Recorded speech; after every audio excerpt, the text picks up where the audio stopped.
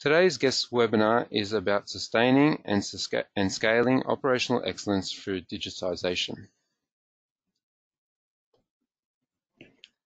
Our guest for today's webinar is Team Assurance. Team Assurance is a software company who turns data that is stuck in paper, verbal conversations, whiteboards, email, and spreadsheets into a scalable, lean daily operations system.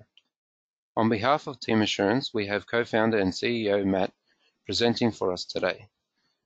Matt is the leader of their fantastic team who is dedicated to combine the strength of frontline teams with intuitive digital technology to create and sustain a culture of continuous improvement and learning. So with that being said, let's get started with today's session, and I'll now pass you over to Matt.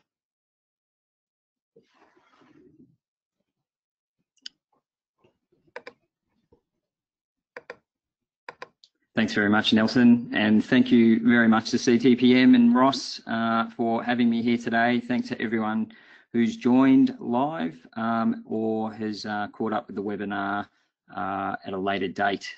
Really happy to be here. It's a quick 30 minutes. We're going to go over a lot of topics a little bit briefly, so absolutely welcome follow-up questions post the session today. So as Nelson said, sustaining and scaling operational excellence is a tough job. So we're going to talk about a few things that are possibly in your way from doing that at the moment. And my background is dealing and absolutely delivering and scaling operational excellence programs. So the pain that we've solved in this area has been well and truly lived. So we're going to talk about absolutely some practical things that you can focus on immediately. And we've got a few case studies, so how others have incorporated digitization successfully into their daily operating system. By that we mean hourly, daily, weekly, monthly, that drumbeat of the organisation, and how others have shown through the medium of digitization that in fact everyone can learn from everyone. And lastly, enabling individual responsibility and team accountability. So we are Team Assurance, so there is a very strong DNA of teamwork throughout. So first and foremost, it's helpful to point out some of the difficulties that you may or may not be suffering right now. So we talk about frontline first with Team Assurance as a philosophy. And why do we do that? Well, this iceberg of ignorance is a well-known analogy. It talks about the front line being fully aware and experiencing the problems every day in their lived experience. And the further we come back from that front line, so supervisors, they know most of those issues, managers know a subset of those, and eventually we've got the execs who are effectively responsible for scaling and sustaining their operational excellence activities, absolutely aware of very few of these problems that are happening at the front line. So our product and our solution by definition needs to be frontline first. And we talk about minimum barrier to entry for that front line being the first and foremost thing that we need to solve. And think of Toyota, think of the production line, think of the and-on cord that's literally above the worker's head. That's the level of minimum barrier to entry we're talking about here. So secondly, this triangle here represents what every modern company already knows, and that is that the customer is central to everything that they do, and they live and die off that. So we absolutely know that the front line is the interface, and across all functions, they are the interface that either deal with internal or external customers, but they are the ones that hand off to that end customer. So by definition then, that front line, we can't get enough problems raised from that front line. We need to know everything that's happening. But that's a scary proposition for a lot of organisations, to know every problem that's happening at any given time. So necessarily or not, we have some bottlenecks in the organisation that can really stop that realisation of knowing all the problems. So I'll just summarise them very quickly, and you'll recognise these as well. The first one, will. We talk about giving the frontline a reason to engage in problem solving. So absolutely, Team Assurance's philosophy is about, first and foremost, engaging that frontline. Secondly, when we've got a lot of problems and a lot of activity happening, we need some methodology to bring order to the chaos. Now, this is where organisations such as CTPM, they've done this for decades. They bring the methodology, or an organisation already has a methodology to sift, sort, and absolutely work through their issues and opportunities. But how do they make that methodology prevailing throughout the organisation? Through scaling. So that's how Team Assurance helps as well. And thirdly, when you talk about quantum of problems being raised by an order of magnitude more people, there's obviously administration blockages. So we're going to talk a little bit about the busy few in a moment, but what we offer is self-sufficiency to those teams at the very front line to be able to manage things appropriate to them and not just hand it off to the busy few. Thirdly, we want to distinguish between problem finding and some of the equipment that organisations are investing in at the moment. There are amazing tools and techniques out there, software that absolutely will give you the third decimal place on the problem. But then we'd like to distinguish now, and this is what we see in a lot of organisations, whether they're large or small, that the infrastructure around problem fixing is aged and frankly in need of renewal. So we talk about problem solving and improvement as being a team sport. It always benefits from more people contributing. So the usual mediums that we use for problem solving: whiteboards, Excel spreadsheets and databases, management by email, and obviously paperwork is appropriate, but it's trapped with the team or the people that are using it. It's not available to the organisation. So on the whole, we talk about these mediums as excluding people where they ought not to.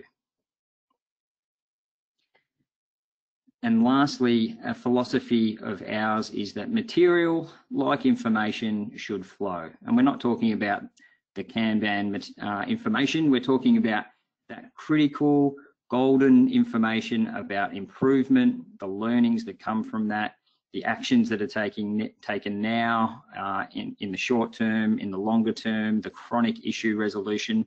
All this information is so valuable and it's an asset to the organisation. It should not be stuck. So any organisation makes money moving from left to right, but through that we have a number of functions in any organisation. So we're going to talk a little bit about how we allow those functions to communicate with each other, and that's so important because you may be in the situation now, we find this a lot, again in organisations large and small, where really the only connective tissue is meetings, lots of emails going around, lots of CC'd emails and phone calls. So these mediums aren't scalable or sustainable by any means, and certainly they don't turn this golden information into an asset. So we're going to talk about a few case studies now that bring some of these philosophies to life. They're real and have delivered and continued to deliver based on these philosophies. So the first one, we talk about incorporating improvement into your daily operating system. So a little bit about this company. So they're a site, part of a larger organisation with multiple sites. They've got about 70 people. They're in the packaging industry, so fast moving, high volume, small margins, cost critical environment.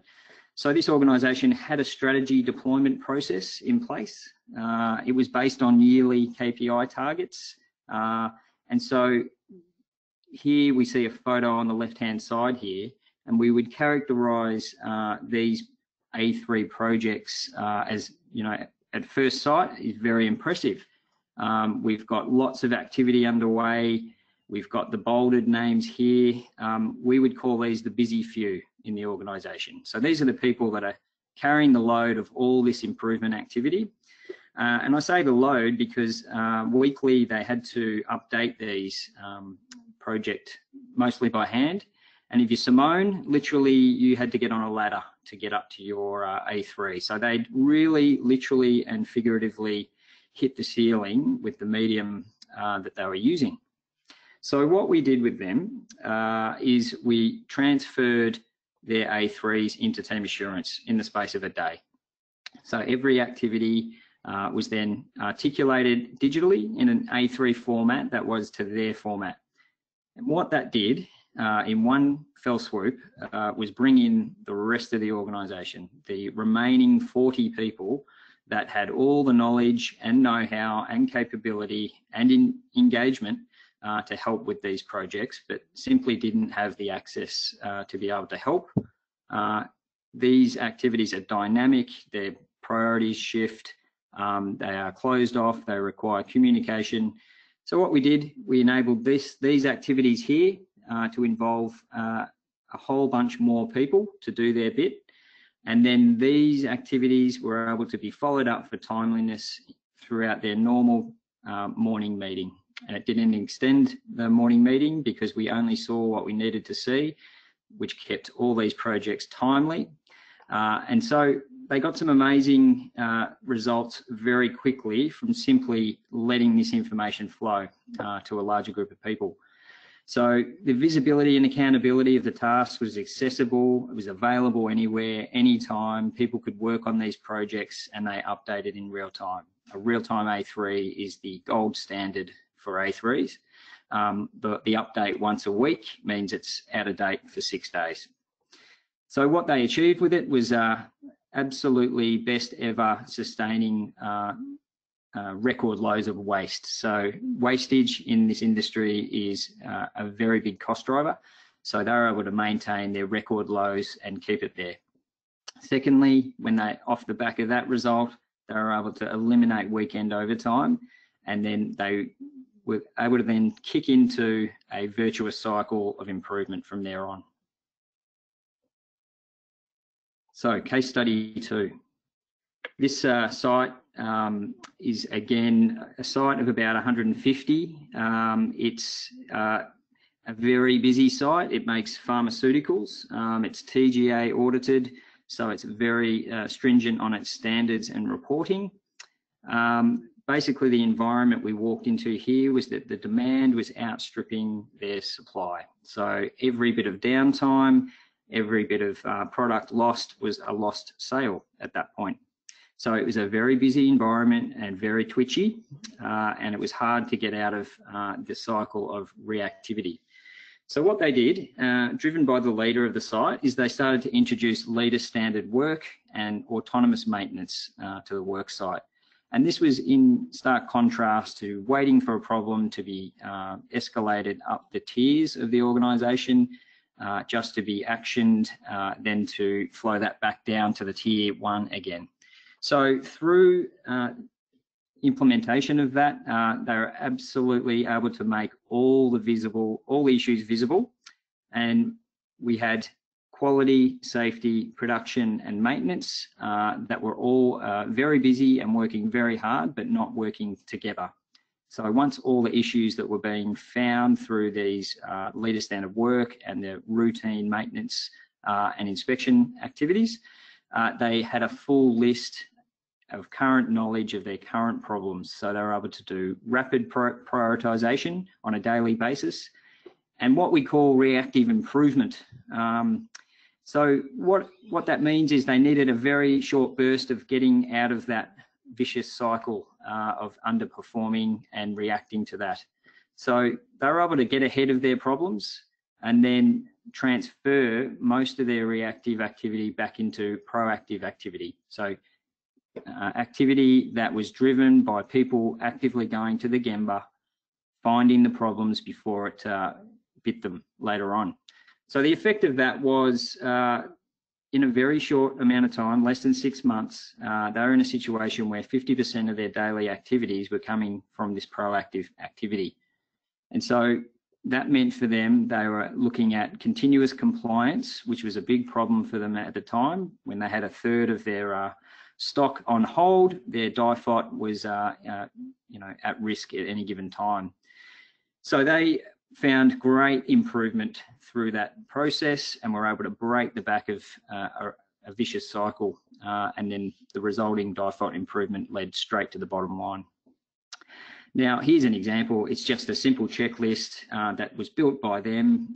It triggers for activity as you design it, but more importantly, we can see the activities here on the checklist and their status, but also the teams assigned to these actions can manage these actions from their team as well. So total transparency. I'd like to say just a little bit more, because CTPM have a very nice framework to describe this dynamic where they got out of a vicious cycle, if you like. So we talked about being in this position here when we walked in. So lots of people doing lots of work, everybody very busy, feeling like they couldn't do anything better. So we're able to, in a very short time, able to let them carry out this reactive improvement, which is absolutely necessary. Now, it's improvement that fixes root causes through a methodology, which is the second most important thing. Now, what that did was it broke the back of their downtime and their losses such that they were able to invest the time into proactive improvement. And what that also meant was they became more predictable. So as they became more predictable with their DIFOT, so too they were able to introduce this proactive improvement in an orderly fashion. So very quickly, it got to a 50-50 state in much quicker than it's been reflected here. But I think this is a fantastic visual of the dynamic that we were able to assist with. So thirdly, I'd like to talk about this case study. It's absolutely typical that we see in a lot of our clients. So this third organisation, size around 250 people. It's an 80-year-old Australian Melbourne-based manufacturing company, and it's long been a darling in the lean world, and so they'd done generations of improvement on the shop floor. So they had a long-standing workforce, but their challenges were immediate and urgent. They were suffering in the market due to the introduction of cheap imports that were coming in over the top of their premium products. They had a cost issue in the market that made its way back into the manufacturing process. So they had an immediate need to take a step change in their cost structure. So what was done was this was communicated to the organisation, to every employee, and articulated in team assurance by cascading the site goals down to cross-functional goals, into functional goals for R&D, safety, production, quality, and sales, etc., such that those teams were able to design and contribute the critical few activities that they needed to do in their area to contribute to the upper goal. All this being reflected into team assurance. What that meant then is on a daily basis, everybody had a very clear focus on what they needed to go after. So this is a classic photo of ours where we see a very frontline team looking at their past 24 hours. They've got their visual management that triggers activity, that trends chronic issues, but every trigger that they found was an opportunity to improve, and they knew what they needed to do in their area specifically. So each day they were reporting back on the issues that they had raised. And this is so important, that this team felt that they were self-sufficient enough to raise the problem, not throw it over the fence to another department. They were the owners of that issue, whether they were being supported by other functions or management or other tiers. What this meant is every day this team was learning on their feet, as well as getting through the day, root cause, solving their problems, but also finding opportunities to do better things. So in the space of 24 hours, an issue could be raised, it could go up to the executive, be decided on, and the next meeting they'll see the comments, they'll see the actions taking place by others, and then they'll have a manager on the Gemba patting them on the back saying, we saw that information, we totally agree, thank you very much. So the cycle time of that sort of improvement led to some really significant improvements. One that surprised this very mature and long-serving workforce. So the ability for senior leadership to reward and reinforce and recognise good activity in real time. So going to Gemba with purpose, who they needed to talk to, what they needed to talk about, meant that this was an engagement machine from the get-go. If you can take a video and talk to it in the space of a minute and everybody knows about it, that this is a key problem that needs to be solved now, you are likely to do that again and again.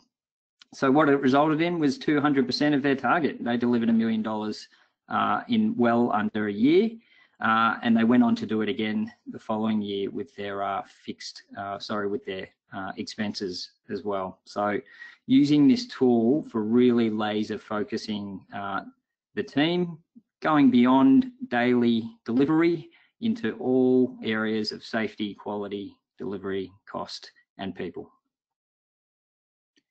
So team assurance, a little bit about how we enable this sort of work to be done. So it's a very simple architecture. Every business needs to do these three things, and they're doing them in some way, shape, or form. So we just simply facilitate that and give it a medium that is scalable and sustainable. First and foremost, every organisation, every function, every site has a strategy, and it needs to deploy that strategy to the workforce and communicate it. So that often takes the shape of the critical few projects that need to happen in the site, and they need to be executed surely to deliver the strategy. And thirdly, as I showed, the daily management, the show that goes on relentlessly every day, all the abnormalities and opportunities that are raised every day, all the things that come from our standard work, from our routine inspections and maintenance, all that we call daily management. So what Team Assurance does, it lets us manage that information, but it also lets it combine with that improvement activity, which is also attached to the larger story for the site or the function or the organisation. So the administration is all eliminated. We have the ability to see top down or bottom up where our activities lie, the priority, the workload, and the current status in real time. Very simple, but very powerful. So here's just a few more visuals that talk to this. So imagine the replacement of a whiteboard that maybe had half a dozen issues on it.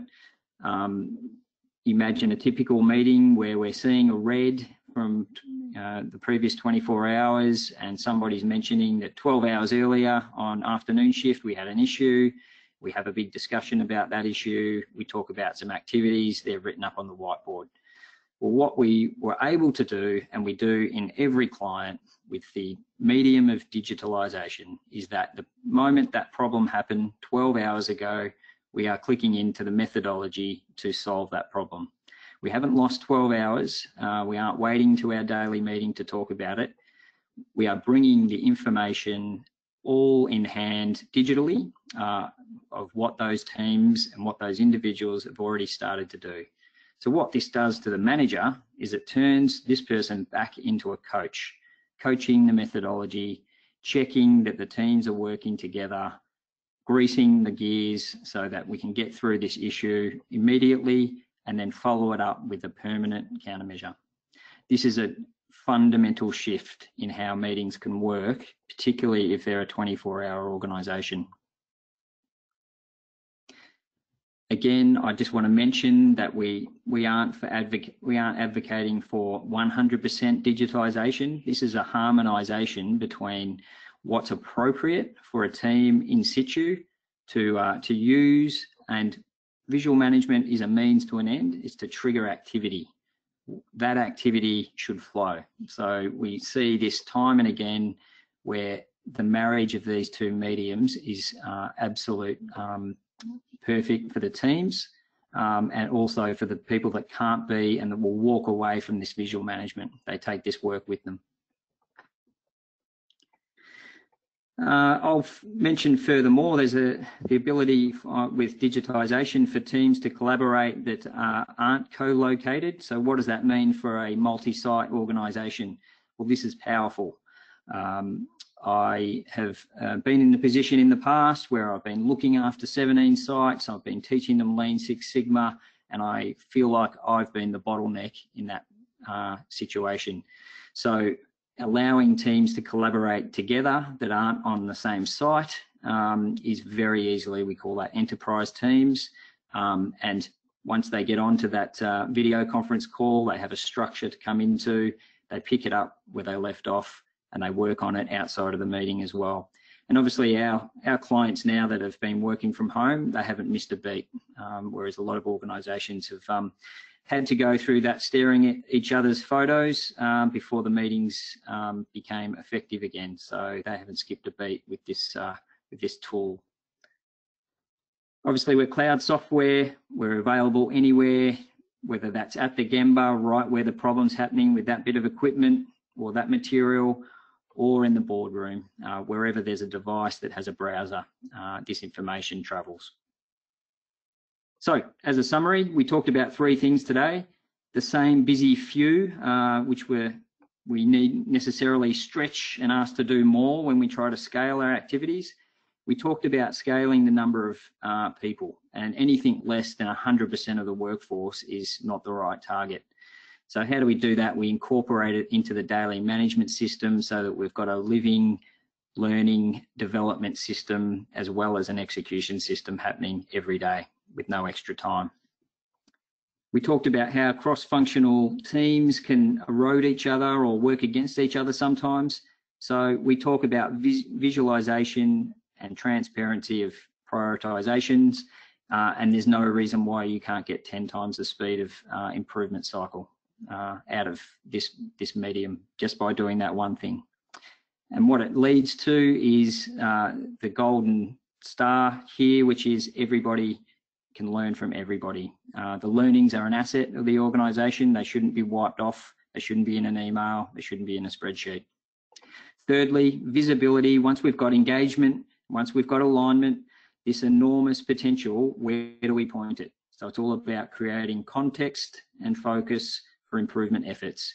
So Team Assurance absolutely lets everybody know where they fit into that site or that organisation's goals, and that's a respect for people issue as much it is as a delivery issue for that organisation. So thanks very much for absolutely attending today. We really want to hear from you after the session. We'd love to hear your questions. We did receive one prior to the webinar, and I just want to take the time to address that specifically. The question was how companies with the same business core can share their experiences in digitisation. So what I'm taking there is we've got a site, a large organisation with many sites. They've got the same core, and how do we use digitisation to get through that? Well, what came to mind was the analogy that I spoke of, and I think, you know, if you're ahead of lean, if you're ahead of manufacturing, you're ahead of quality or safety, more often than not, you're this box here, and there's a hierarchical command structure. Now, really, what we are able to do with Team Assurance is break that down so that you aren't the bottleneck. Really, this has taken this diagram from General Stanley McChrystal's great book called Team of Teams, but it talks beautifully about how we can set up teams of teams. Now, what that means is that teams can collaborate in real time. Obviously, our technology allows for multilingual dynamic translation. You use the language you want, it gets translated dynamically, and it's visible and transparent to the rest of the organisation. This is the golden star that we're aiming for, and Team Assurance certainly helps with that right now. Well, thanks very much. I'll take a few minutes now for Nelson to receive any questions if there were any during the session. Okay. Thank you very much, Matt. And as Matt said, if you have any questions, please type your questions in the control panel box, and while we're online, he'll be happy to respond to those questions. At the moment, we don't have any questions, but while we wait for questions, a reminder that a link to the recording of today's webinar will be provided in a follow-up email this afternoon. So please feel free to watch it again or share it with your colleagues. Let me just have a look. Okay, we do have one question, Matt. And the question is, great presentation, Matt. Given that this is a cloud platform, can you expand on where the data is stored? Yeah, certainly. So that's a very common question. We're in the cloud via AWS, much the same way as your bank is, as your medical records are, lots of things now. In fact, the majority of critical information now is in the cloud. So we're no different, and we inherit a lot of benefits from that. So we're not on premise in any way at all, and that makes us safer and securer. Okay, and that answers that question. It doesn't seem like we have any. Oh, we have one more question come through. Second question is, how would you utilize a small company of about 15 people to do this? Yeah, I think we've got clients in that bucket, and certainly it's very easy to put many of that site's processes all in one place, and the consolidation that they get with a tool like Team Assurance across safety, quality, obviously delivery, cost management, people management is enormous for a team such as that. So at the moment they'll be using spreadsheets, they'll be using emails and meetings. So certainly putting it in one place is something we do, and it's literally a three-day exercise followed by online coaching. It's very straightforward. So I guess it works from both, and it doesn't matter what size of the company, really. Not at all. We've got all sizes. We've got large multinationals, sensitive IP-based large pharmaceuticals, through to 15-person. But you know, literally, it's about the value that we can bring and the loss that you're suffering now and what you're after. So we target your absolute need first and foremost. Okay. So if they're known, that's where we start. Okay, I think we'll have one more question. Last question here, Matt, is how have other industries like healthcare gone with implementing Team Assurance?